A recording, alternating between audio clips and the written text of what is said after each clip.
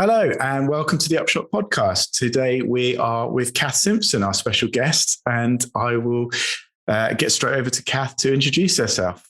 Hi, Kath. How are you? Hey, Erin. Thanks for having me on the podcast. I was very impressed with all the other ones, and it was great to catch up again. So I'm a graphic designer, sort of by trade, but also have my own creative agency, which is Creative Switch, and I've been doing that since 2015. I used to work at Macmillan Cancer Support as a senior designer. I worked there for 7 years with one of the other podcasts, James Reiki. Yeah.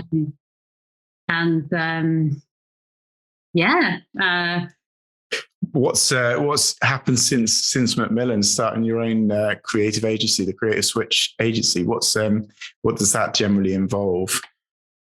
Yeah, so essentially, basically, when I was working at Macmillan, one of the things that I started to do, other than doing, working in the creative team and working on the creative briefs of fundraising and services, I started to support other departments around how the culture of creativity can help different departments. It doesn't just sit within the creative department in the creative team. So I started to give workshops, also support them on writing briefs or inducting insight, and did like away days and supported their teams ad hoc. And basically I was like, this is brilliant. But I was also really curious around like, how does creativity work? How important it is. And I ended up going to do a master's in innovation management at the art school, Central St. Martin's. And so I started to just build that kind of like understanding a little bit deeper. And so now I offer those coaching and workshops as part of my business, support charities and other organizations. And you say you offer it to charities a lot, and you've worked for a few charities, I know. Is that sector something that really means something special to you that made you really want to work in it? Charities in particular, not-profits and that side of things, as opposed to a corporate world? What is it that draws you to that sector? Yeah, I mean, it's such a good question. Basically, when I started to do like graphic design back in 2000, early 2000s. Yeah. And I couldn't believe it when I was like, I've been doing this for 20 years now. But and I started to do that. And I did my degree at Northumbria University in graphic design. And when we became to do like our final show, I was like, I really wanted to do visual communication that was more meaningful. And I ended up doing my final project for like a charity called Witness, and I did this creative, took it to London, and I ended up like showing that and got a job in London at a agency that did nonprofit specifically. So I was like, I couldn't believe it, and I was like, wow, now I'm off to London. And I've been here ever since. And when I heard stories of like my, colleagues, friends, and, graduates saying, oh, I've been doing, very corporate kind of like packaging for food, and saying, I've been working on a project for a year on like basically changing the letters on the font. It just felt like I just couldn't do that. But I also, I had a little bit of like a pull between kind of like, working in the charity sector, in the non-profit, comes with its like amazing benefits, but also there's challenges of obviously like, there's different types of budget, but you also working with incredible people. So you have to compromise if you want to have embossed and foiling, but it's a compromise worth. Yeah. You feel like you're making a difference with what you do, don't you? I think in that sense. And I suppose on that note, like in the business world, brand and design could be seen as quite a good investment because it can lead directly to increased revenue and things like that.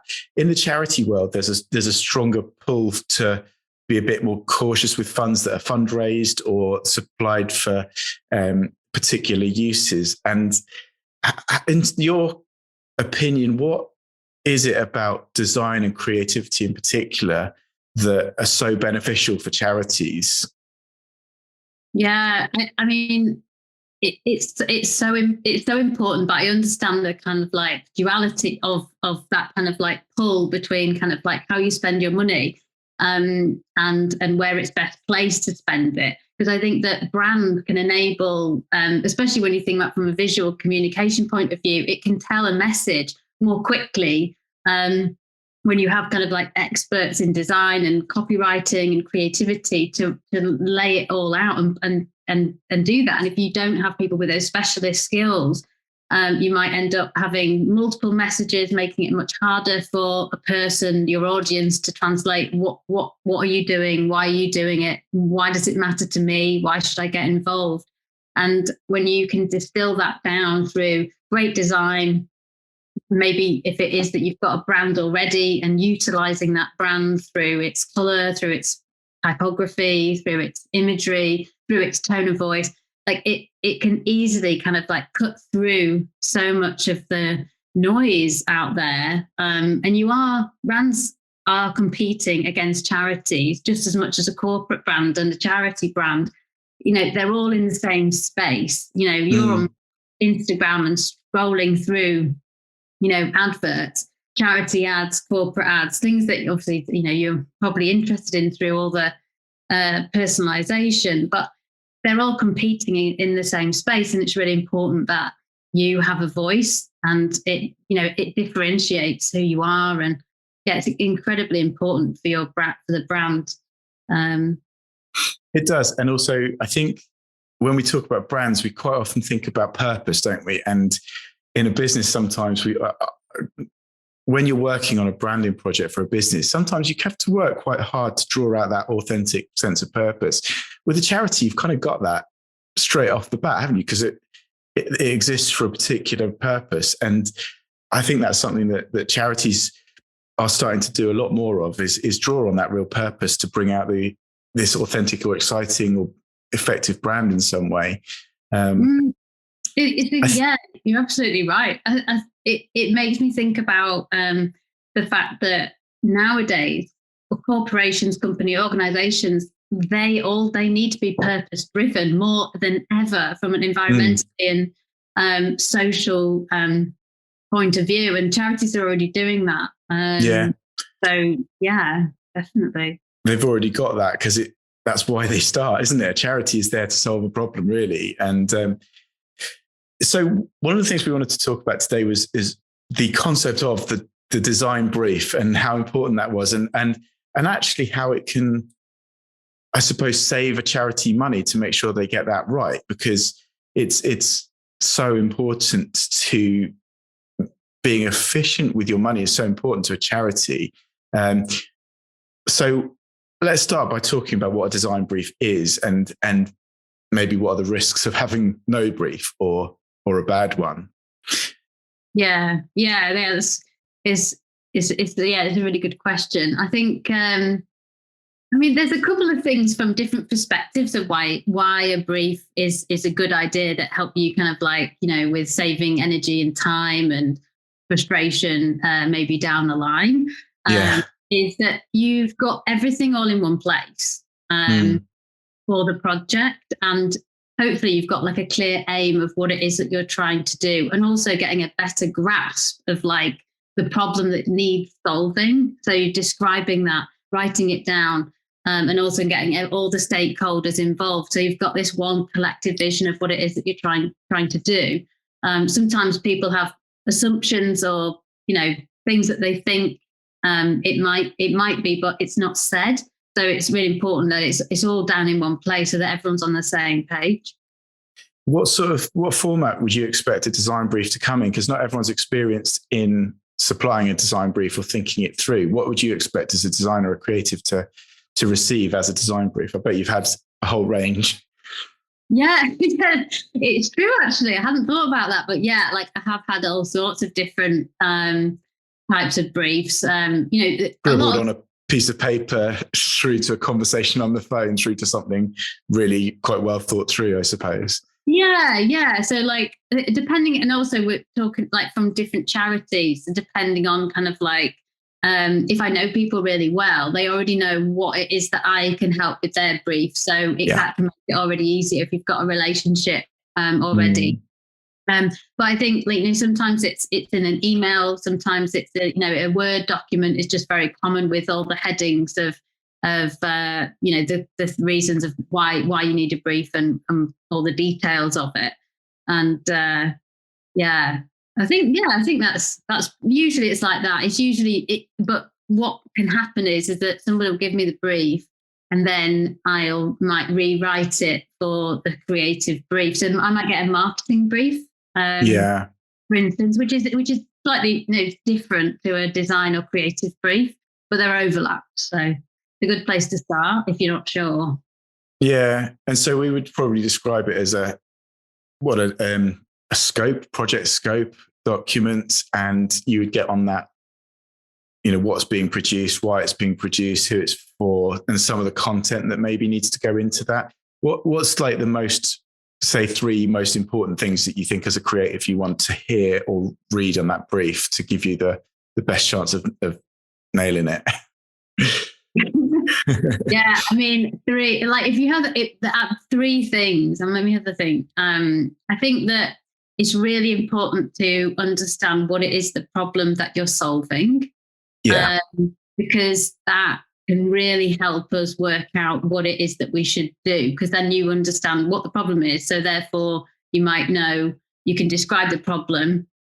And also like and then the other question, I guess, is like, why this solution? So it would be the benefits that you would bring, and really and I get very clear on like the benefits to the individual and the person, rather than features. Like people don't really buy things for features, they buy things for kind of like the benefits that they get.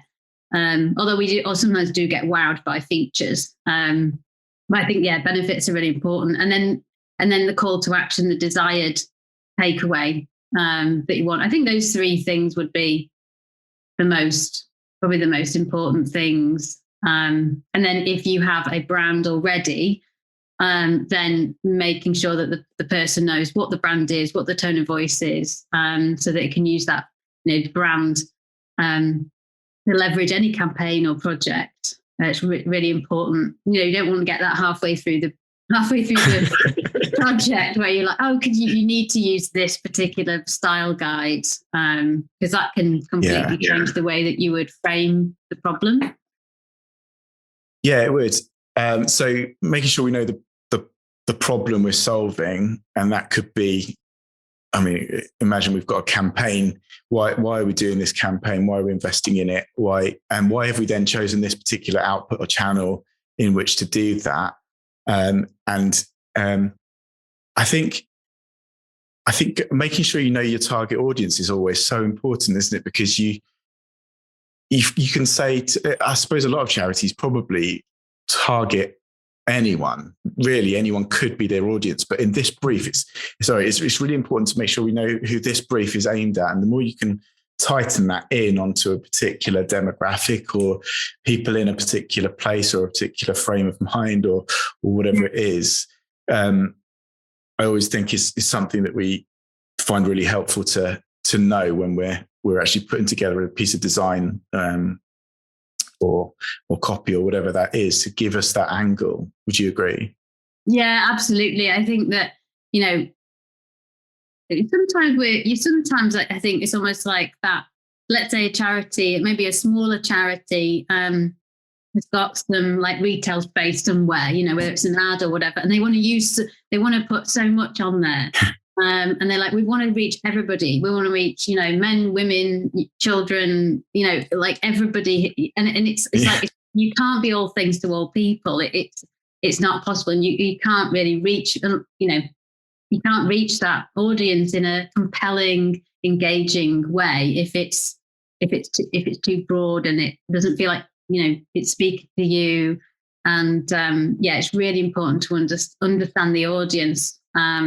of who we're talking to. And one of the things that, recently I've done a brief, and we were able to do testing of different messages and different, photography. And it really helps with sort of like nuances of like what actually creates more of an impact. So I definitely think like small scale tests with those audiences is super helpful. If it's definitely.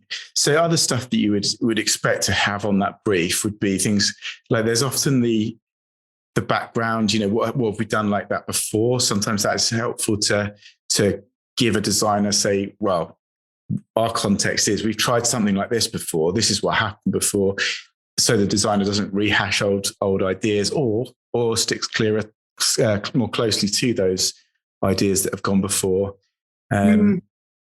I think that could be sometimes helpful, and certainly from some of the bigger charities we've worked with, that's often a key part of the brief. This is following on from this material or this particular piece that we've done before. And that, you talked about the call to action. That's always going to be so important and so often forgotten about. What do you want someone to do with this thing when they see this billboard or they see this advert or they turn up to this event? How do you want them to keep in touch, and how can you make that that next connection with them so they know how to help you? Yeah, I find that they're using kind of like a framework of what do you want people to think, feel, do, and say, like a very simple thing. And also then you can get like the kind of specifics of what you want those things to be, and then you can target those things, make the creative, enable somebody to feel, compelled to do the thing you want them to do. It's easier said than done, isn't it? But it is. But with that structure, you do know that you're going to get something a bit more robust that is actually valuable for you moving forwards. Would you expect to see things like time frame and budget, like more mundane business case things? Would that be something you'd expect to get on a brief from a charity? I think that it does make a big difference. I recently got a call, which was, we need a really urgent thing to happen yesterday. And so it does make a difference to how, like, the amount of time that you put into the work. Also, how many, the stakeholders, the project management side of it, who you're working with. I think there's kind of like the side of it, which is the briefing for the actual deliverables of what it's going to be. And then the other side of the brief is like the project management of it. Yeah. So like who's the signing it off, who needs to be involved.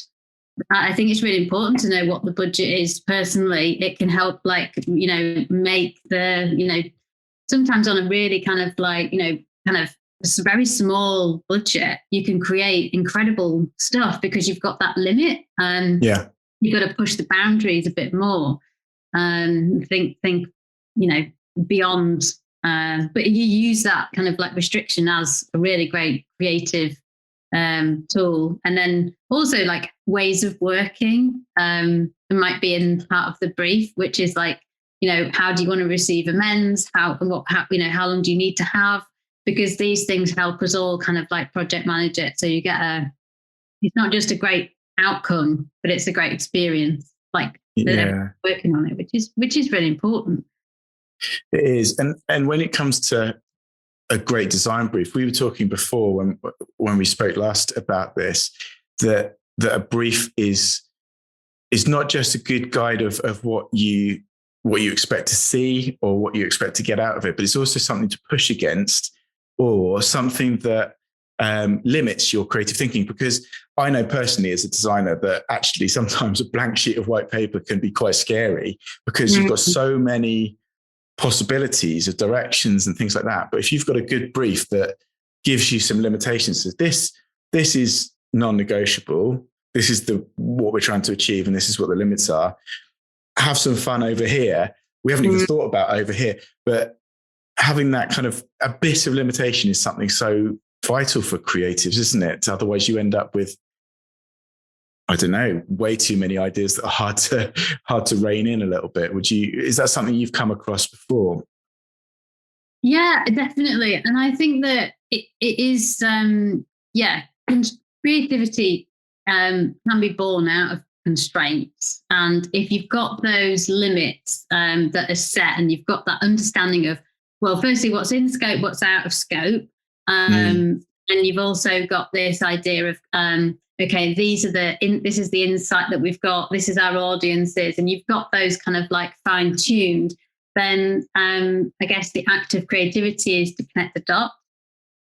If you can't, if your brief is wide open, it's really difficult to know what to pull on and what not. And I think it definitely takes longer, and you might be really off the mark of what you're going to end up with if you don't have those constraints. Also, putting in constraints can be a good exercise for the creative person, like who's doing it. If you're like, actually, we're going to do it as a, I don't know, limited color palette, or whatever it is that you want to put the constraints are, you really come up with something engaging and different, which again is just important in all the noise and all those ads that we see, or communications that we constantly in our homes, on our phones and websites and outdoors. And yeah. Sorry, I went off on one then. I don't No, that's all right. I think so. If we put ourselves in the shoes of somebody in a charity who has never really briefed a creative before, and we've talked before about this, that the idea of creativity isn't just in an output design sense, but something you talk quite a lot about is the idea of innovation and creativity of all communications in an organization. And if that's not naturally there, and this charity is just looking for some advice on how to put together a brief that's going to get the most value for them, how do you think a brief that is considered so to a particular level of quality can actually save the charity money? Because ultimately that's what they want, to put the money into the front line of what they're doing. But we believe, our kind of message is that creativity helps to get that, to amplify that. How do you think a great brief can actually save a charity money? I guess maybe from the point of view of like how you sort of framing the story is like what they put in the brief, or because I think that if it, like time and money is limited, I think gathering some sort of research, even if it's a one-to-one interview with a supporter for nothing. They say that you only need like 5 user research, to get like about 70% of the opinion of what you would get if you did a big test. So doing small scale, kind of scrappy, insight-driven research is really good. If you can talk to your audiences and ask them some questions around what are the problems that you face, how do you deal with those things, whatever the project's around, how do you want to spend your time, but ask them some personal one-to-one questions. I think you've been able to get that insight and harness that into the brief. I think will enable the creative to help you make some creative, a brand or campaign or whatever it is, stand out better. And also, I guess, investing in expertise of design and creativity and copywriters, so that you can get that full richness of what we can do for charities. I think it's really important that I'm not very good at doing necessarily strategy for a charity, and having that external view can really help somebody else see what we see from the outside that you can't always see from the inside. You never know what you don't know, do you? You just, if you're working head down in a charity on the things that you are good at and you're making a difference and everything, you're not going to know because you're not a trained designer, just like I'm not a trained plumber, and you wouldn't want me to come around and sort your pipes out at your house. But actually, you're doing the thing that you are good at. Let us come in and bring another perspective, I suppose, to what you're doing, because it can be daunting, and it can sometimes feel like design is something that, it's just a visual thing. Maybe it's a luxury item. But what you're saying is that no, if it flows through a lot more of the organization, whether it is a charity or not, it can be such a rewarding and beneficial attribute to an organization. Yeah, I mean, they say that it's like one of the top skills that organizations are looking for is creativity. And, when they say sort of like a lot of things, some things can be more automated and stuff that is like the human instinct and that human centered design approach. I think it's, these are really amazing skills to have in the organization. And it's, I guess the sort of the flip side of it is probably might be worth mentioning. It's almost like it's okay to not feel creative. But I think it's understanding its value and allowing the people who feel creative or coming up with ideas does feel natural, is to go, even though it can feel really uncertain, and creativity is about new and novel and innovative things that haven't happened before necessarily, or they haven't happened in your organization before. And so again, it's about risk, it's about calculated risks and what's worth going for, what's not, is knowing that it might be a bumpy ride for someone who doesn't feel comfortable in that space. But if you've got people in your organization who do feel more comfortable with that, then I think you're more likely to take, incremental risk, and chance, and going with intuition a little bit easier. So I think, that was just the other side of it, is it's not that everybody needs to be creative, it's to understand and value it. And each person to bring their part of that, because like they all know their charity better than us. And this is where I think really design and the partnership between designer and client is so important, isn't it? That as long as each side, and designers famously, we can get precious. We can be quite precious about ideas sometimes. And I think the more the designers are able to be empathetic to the situation of our client, particularly if it's a charity and they haven't necessarily done this before, building that relationship and that rapport, each person bringing their part to it, actually will drive a much better result. And that starts at the brief. That starts at, some of the problems I think I've come across with briefs personally, I suppose, stem from the fact that somebody has put together their idea of what this should be and almost solved the problem and said, do this thing. And so in your experience, how important is it for a brief to be flexible? How flexible is it important for that to be? Or should a brief be a set in stone thing that is decided before it comes to you? Yeah, I think it's a really good question, because I think that you need a little wriggle room, especially at the beginning, to ask those questions, be really curious, kind of like start to find the gaps and the holes in the brief, because there will be, it's almost like that creative process is like, that's almost like a given. And that's okay. And it's part of the process. And we do it all the time and we're very familiar with it. And I think that it's like at that beginning stage, you've got that kind of like opening up, but then it needs to close down. Kind of like get more refined. So the way that sometimes I think about is like you start to ask the questions so that you are finding the right problem, so that then you can spend some more time finding the right solution. So it's like there's two little parts of the brief and you sort of meet in the middle.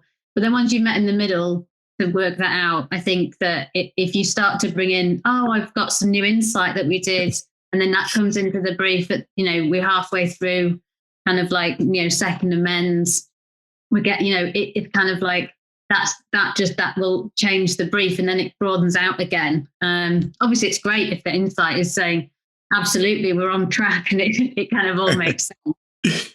That's great. But so I think that's kind of how I would, definitely some opening at the beginning. Trying to make sure you catch those pitfalls before they come up, I suppose. And there is a stage, isn't there, of making sure the brief you're given is right.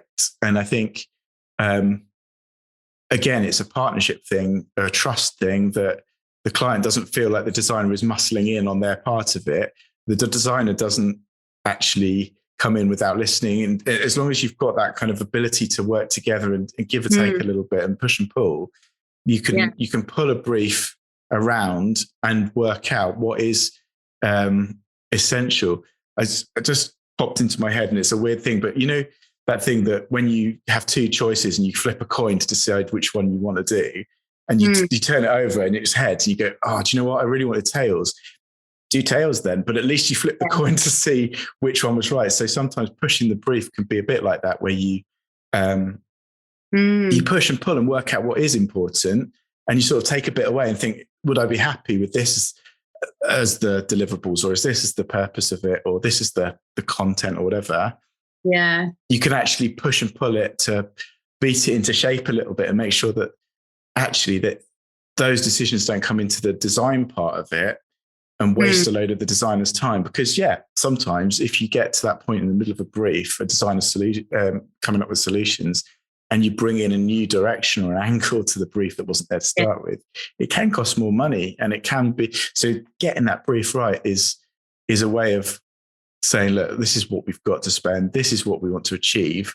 Let's get the brief really clear from the start, and let's build that into our working relationship to make sure we're all on the right page from the start. It makes me think about when you were saying about everyone working together, like bringing their skills to the table. And I think there's something. Well, I mean, to be honest, like I'm excited when I get a brief. It's great. Also, it's like when I get a brief, I like the experts have written it, of the knowledge that they have.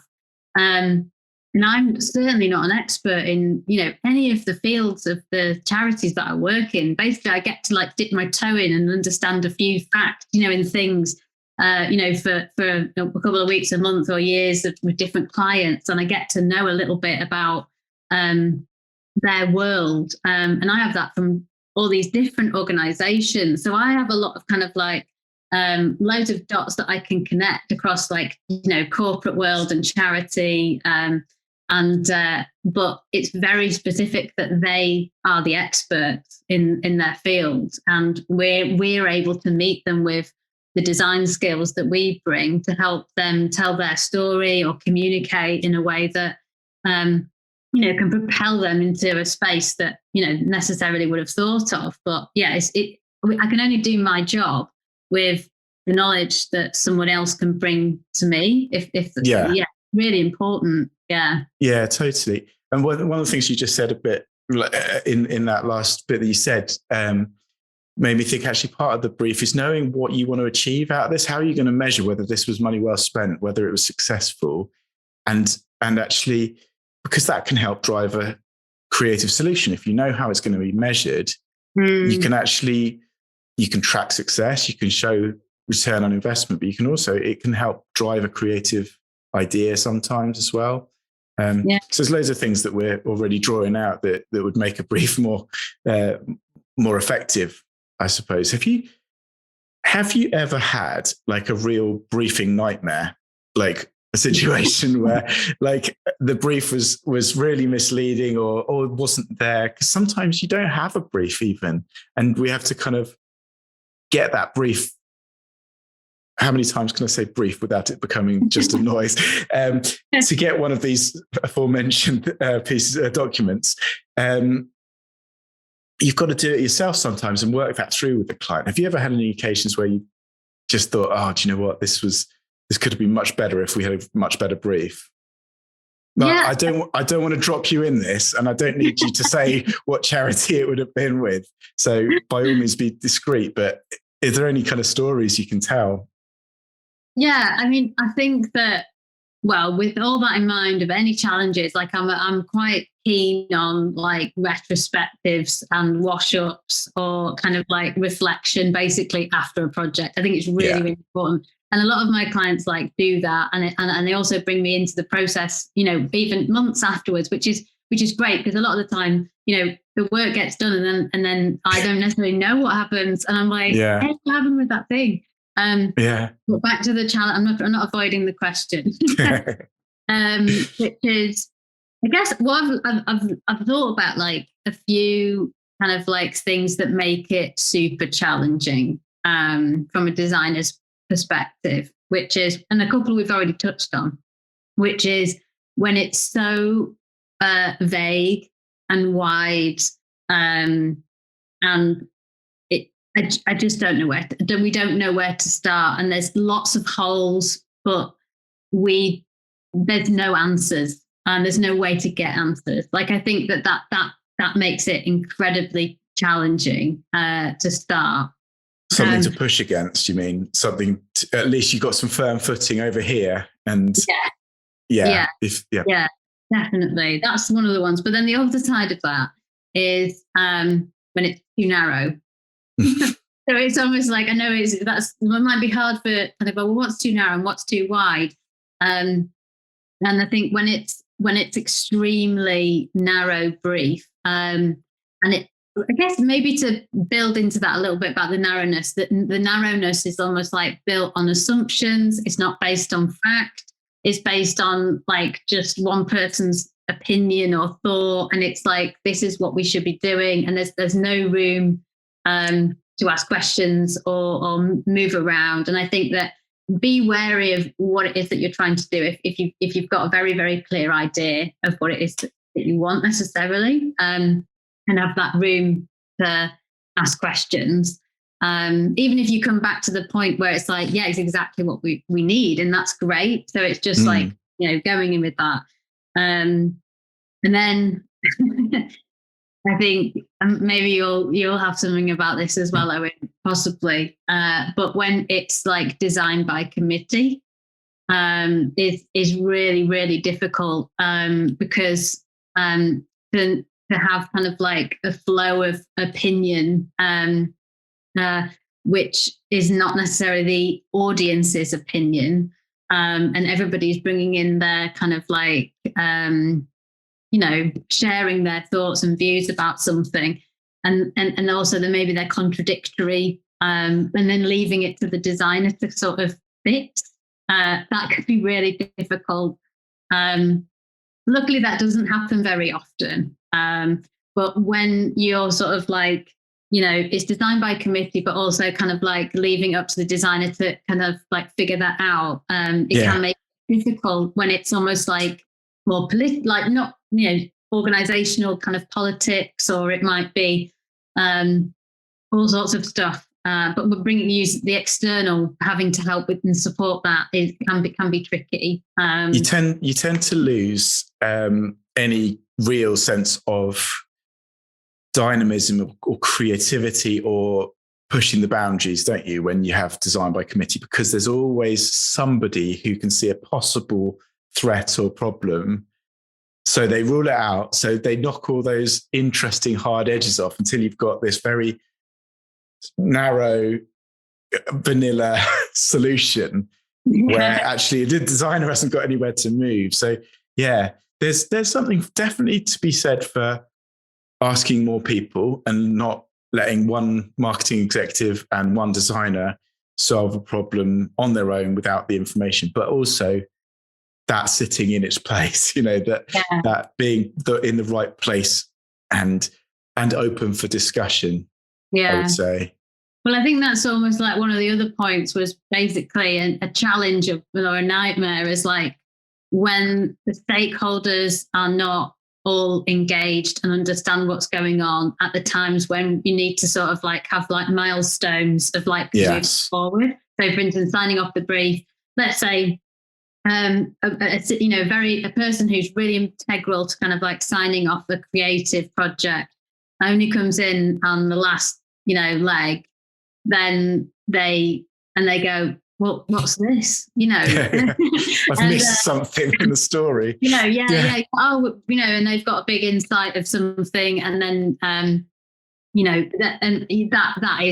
can be really challenging. And then you're sort of like retrofitting back, you're trying to fix things. And so that's super helpful if you've basically got everybody you need in the right place, understanding what it is that their role is, and are free at the time when you need them to be free. It can make it so helpful. So maybe to summarize then, we would say that to get a good brief, you want all the right information at the right times. You want engagement and flexibility on both sides of the designer and the person briefing. And I suppose it's knowing what you want to get out of it at the end and how that call to action works for the particular audience.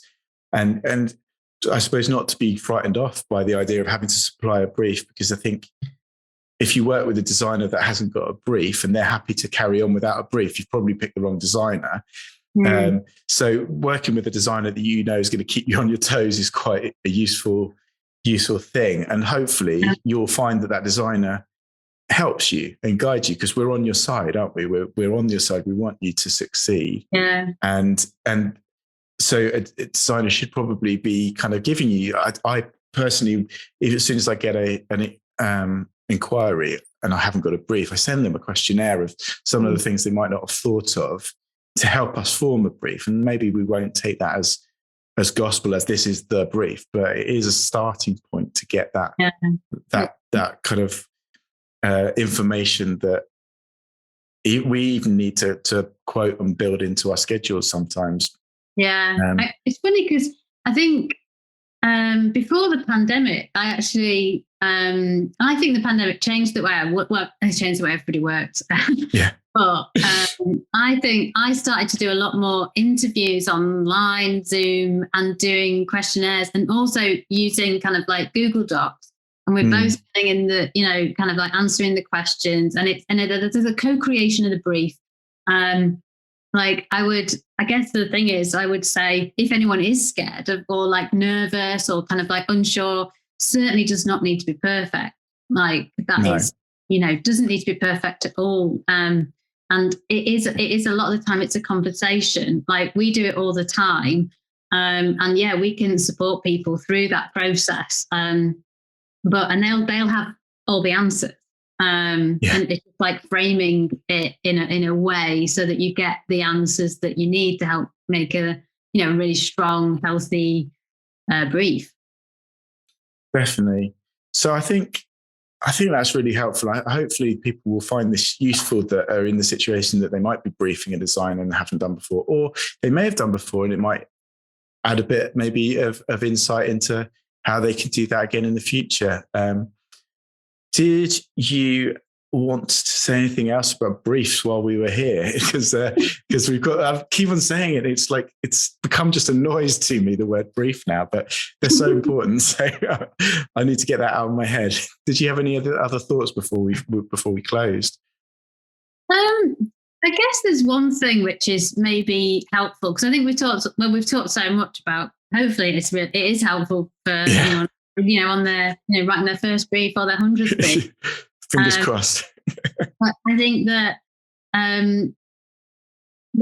with my like creative hat on, it's a balance of logic and like magic.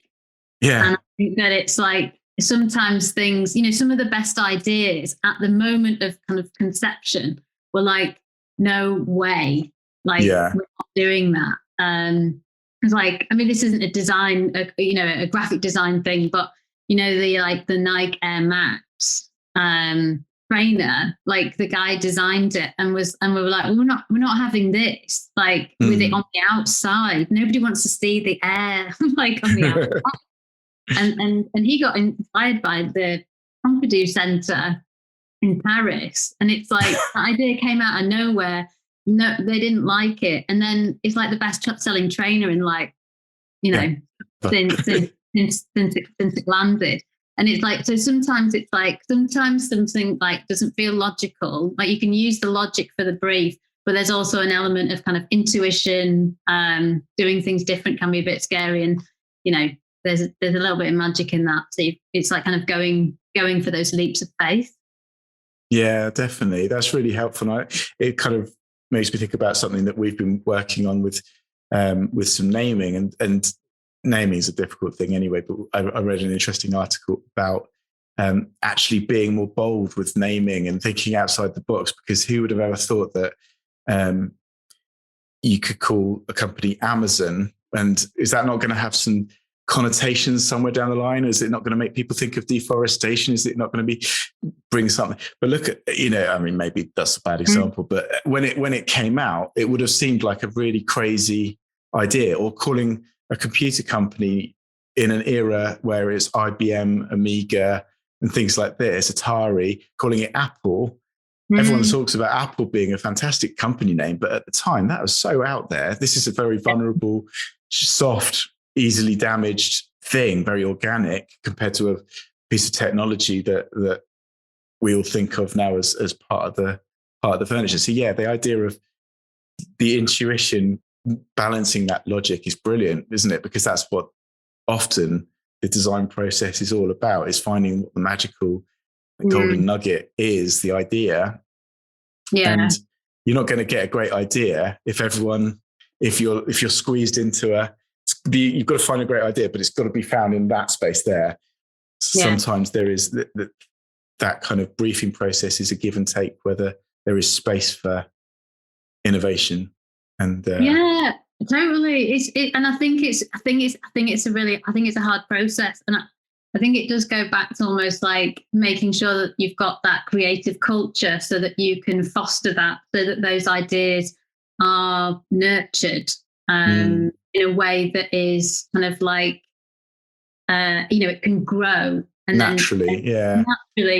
And I think it's true though. I think it's interesting though, with like, I was reading something about the other day that there's been a massive shift in font and typography around this sort of look and feel of sort of quite 70s rounded kind of flared fonts, and since the pandemic. And it's like, so I think there's been a mood shift in kind of like what we're being kind of like engaged with, and which but also means it might not last long. So I think going with that about naming, I say knowing you're a differentiation, but also owning it and really going for it, even if it's something that is very, sort of zig, they go zag kind of. It's I think you've just got to really fully own it and believe it and be brave. Back it. Yeah, definitely. Yeah, you've got to back it. You can't be half the team are questioning it. I think you've all got to go. You've got to go it all in. Yeah. Definitely. Go big or go home. Exactly. Yeah. Maybe do brilliant. Yeah, maybe that's the better way. Thank you, Kath. It's been really good to catch up and chat about this with you. And if anyone's got any questions, do get in touch with us. And I hope you found the episode enjoyable and interesting. It's been great to have you, Kath. And I've been great. Thank you. Kevin. Brilliant. Yeah. That's it for now. We'll see you next time. See you. Bye.